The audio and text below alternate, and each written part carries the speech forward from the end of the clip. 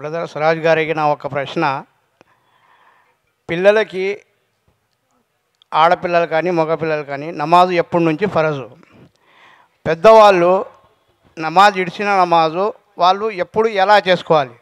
సోదరుడు ఏదైతే ప్రశ్న అడుగుతున్నారో, ఇంట్లో ఉన్నటువంటి చిన్న పిల్లలు, వారు బాలికలైనా బాలురైనా, ఆడపిల్లలైనా మగపిల్లలైనా వారికి నమాజ్ అనేది ఎప్పుడు ఫరజ్ అవుతుంది. అలాగే కొంతమంది కొన్ని కారణాల వల్ల కొన్ని నమాజులు వదిలేశారు. ఉదాహరణకు ఒక వ్యక్తి 5 నెలలు 6 నెలలు సంవత్సరం వదిలేశారు. ఇప్పుడు ఏం చేయాలి? అన్నీ కలిపి ఒకసారి చదువుకోవాలా అన్నది ఒక ప్రశ్న. మొట్టమొదటి ప్రశ్న చూసినట్లయితే, ఇంట్లో చిన్న పిల్లలు ఉంటారు కదా. మహాప్రవక్త ముహమ్మద్ సల్లల్లాహు అలైహి వసల్లం వారు తెలియజేశారు, మీ ఇంట్లో ఉన్నటువంటి పిల్లలు 7 సంవత్సరాల వయసు వచ్చినప్పుడు నమాజు చదవండి అని వారికి ఆజ్ఞాపించండి అని చెప్పారు ప్రవక్త ముహమ్మద్ సల్లల్లాహు అలైహి వసల్లం. ఎన్ని సంవత్సరాలండి? 7 సంవత్సరాల వయసు. ఇక్కడ ఉన్నటువంటి వారిలో మహిళలు ఉన్నారు, పురుషులు ఉన్నారు. మీ ఇంట్లో 7 సంవత్సరాల పిల్లలు, అమ్మాయిలు అబ్బాయిలు ఉంటే మీరేం చేయాలి? నమాజ్ చదవండి అని ప్రేమగా వారికి ఆజ్ఞాపించాలి, ప్రేమగా చెప్పాలి. తండ్రి ఏం చేయాలంటే, మసీదుకు వెళ్ళేటప్పుడు ఆ చిన్న బాబు చెయ్యి పట్టుకొని మసీదుకి తీసుకెళ్ళాలి. వజు ఎలా చేసుకున్నారు, నమాజ్ ఎలా చదువుతున్నారు, ఎంత క్రమశిక్షణ ఉంది అని మసీదుకు తీసుకెళ్ళేటటువంటి అలవాటు చేయాలి. అదేవిధంగా 10 సంవత్సరాల వయసు వచ్చినా నమాజ్ చదవనట్లయితే వారిని కాస్త గట్టిగా భయపెట్టి మరీ నమాజు చదివించండి అని ప్రవక్త ముహమ్మద్ సల్లల్లాహు అలైహి వసల్లం వారు తెలియజేశారు. ఎందుకు? నమాజ్ అలవాటు అవ్వాలి. కానీ ఇస్లాం షరియతులో ఒక వ్యక్తిపై నమాజ్ అనేది ఎప్పుడు ఫరజ్ అవుతుంది అంటే, 15 సంవత్సరాలు నిండినటువంటి వ్యక్తికి నమాజ్ అనేది ఫరజ్ అవుతుంది.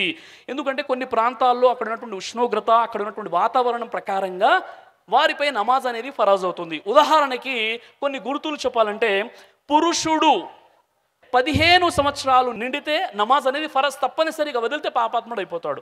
అయితే ఎలా గుర్తించాలి? గుర్తులు ఎలా ఉంటాయంటే, ఒకవేళ పురుషుడు అయితే పురుషుడికి నాభి కింద వెంట్రుకలు వచ్చినట్లయితే లేదా వీర్యస్ఖలనం జరిగిన వారిపై నమాజ్ అనేది ఫరజ్ అవుతుంది. లేదా 15 సంవత్సరాలు నిండిన నమాజ్ ఫరజ్ అవుతుంది. ఒకవేళ పిల్లలు, అమ్మాయిలు అనుకోండి, ఋతుస్రావం అవ్వగానే వారికి నమాజ్ ఫరజ్ అవుతుంది. అది 13 సంవత్సరాలైనా 14 సంవత్సరాలైనా.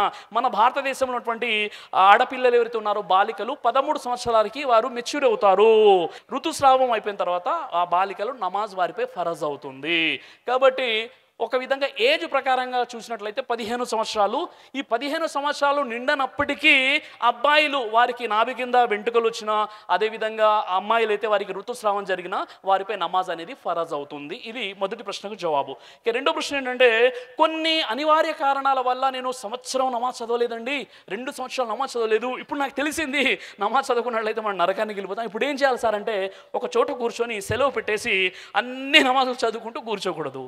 ఉమర్ ఖైద్ అంటారు. అలా చేయడానికి అనుమతి లేదు, సమయం కూడా సరిపోదు. కాబట్టి మనం ఏం చేయాలి?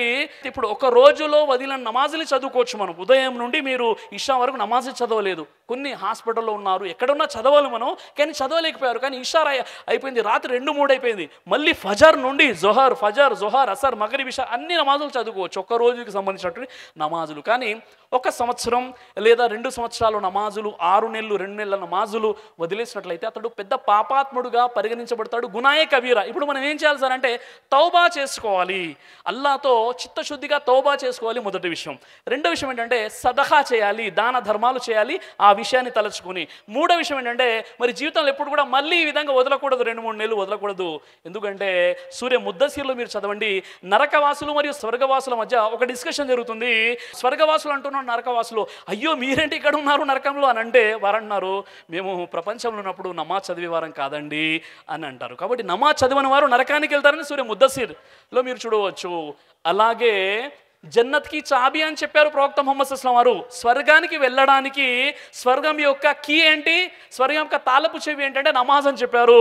మీరు ఉదాహరణకి ఒక 15 ఫ్లోర్లో ఉన్నటువంటి బిల్డింగ్ ఎక్కారు, చాలా కష్టంగా అలసిపోయి 1, 2, 3, 4 15 ఫ్లోర్ల బిల్డింగ్ ఎక్కారు, చూసుకుంటే జేబులో కీ లేదు, కార్లో మర్చిపోయారు, మీ పరిస్థితి ఏమైపోతుంది?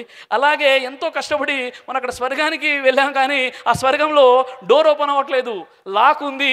ఆ లాక్ ఓపెన్ చేయాలంటే కీ అవసరము, ఆ కీ ఏంటంటే నమాజ్. కాబట్టి నమాజ్ నేటి పరిస్థితుల్లో వదలకూడదు. అల్లాహ్ సుబ్హానహు వ తఆలా మీకు నాకు మనందరికీ కూడా 5 టైమ్స్ నమాజ్ చదివేటటువంటి సద్బుద్ధిని ప్రసాదించుగాక. దైవ ప్రవక్త ముహమ్మద్ సల్లల్లాహు అలైహి వసల్లం వారు తెలియజేశారు, కడుపుకు సంబంధించినటువంటి అన్ని రకాల వ్యాధులకు అద్భుతమైనటువంటి ఔషధం తల్బీనా. ఇది దైవ ప్రవక్త వారి సున్నత్, మంచి ఆహారం, ఇమ్యూనిటీ బూస్టర్, ఇందులో షిఫా ఉంది, ఇది మంచి ఔషధంగా కూడా పనిచేస్తుంది. కాబట్టి పిల్లలు అయినా పెద్దలు అయినా ఎవరైనా దీనిని ఉపయోగించవచ్చు. అలాగే ఖురాన్లో దైవం తెలియచేశాడు తేనెలో మీకు స్వస్థత ఉంది అని. కాబట్టి ఇక్కడ కనిపిస్తున్నటువంటి ఈ నెంబర్స్కి కాల్ చేసి మీరు ఇప్పుడే ఈ ప్రోడక్ట్ని ఆర్డర్ చేసుకోవచ్చు. కొరియర్ ఫెసిలిటీ కూడా ఉంది.